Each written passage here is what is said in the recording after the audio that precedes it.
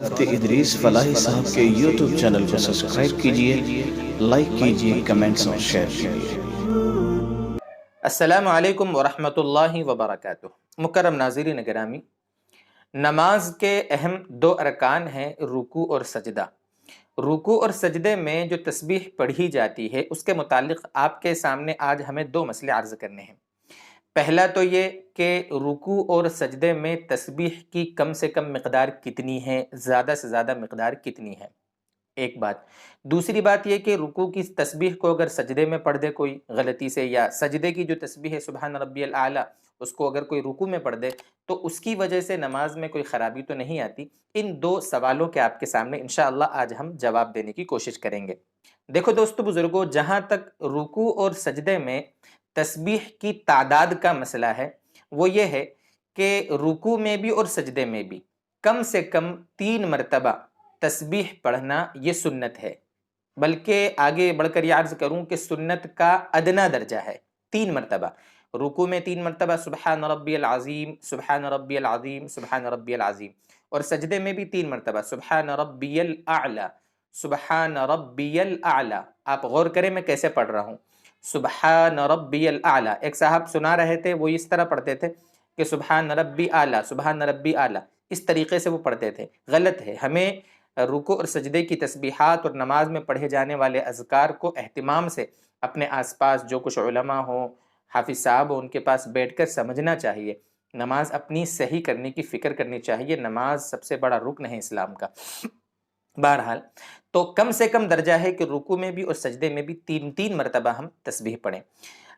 اوسط درجہ یہ ہے کہ ہم 5 مرتبہ پڑھیں رکوع اور سجدے کی تسبیح کو، اور اعلیٰ درجہ یہ ہے کہ ہم 7 مرتبہ پڑھیں، 7 مرتبہ رکوع میں بھی تسبیح اور 7 مرتبہ سجدے کی تسبیح بھی۔ یہ ہے طاق عدد کے سلسلے میں 3، 5، 7۔ اگر آپ مزید پڑھنا چاہتے ہیں تو آپ 9، 11، 13، 15 مرتبہ پڑھ سکتے ہیں، لیکن علماء نے لکھا ہے کہ طاق عدد کی رعایت کرنا بہتر ہے۔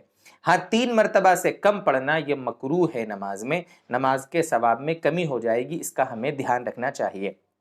یہ تو ہی تعداد کے سلسلے میں بات۔ ہاں امام ہو اگر نماز پڑھانے والا تو اسے چاہیے کہ وہ 5 مرتبہ بولے تسبیح، تاکہ اس کے جو پیچھے مقتدی حضرات ہیں وہ اطمینان سے کم 3 مرتبہ تسبیح پڑھ لیں۔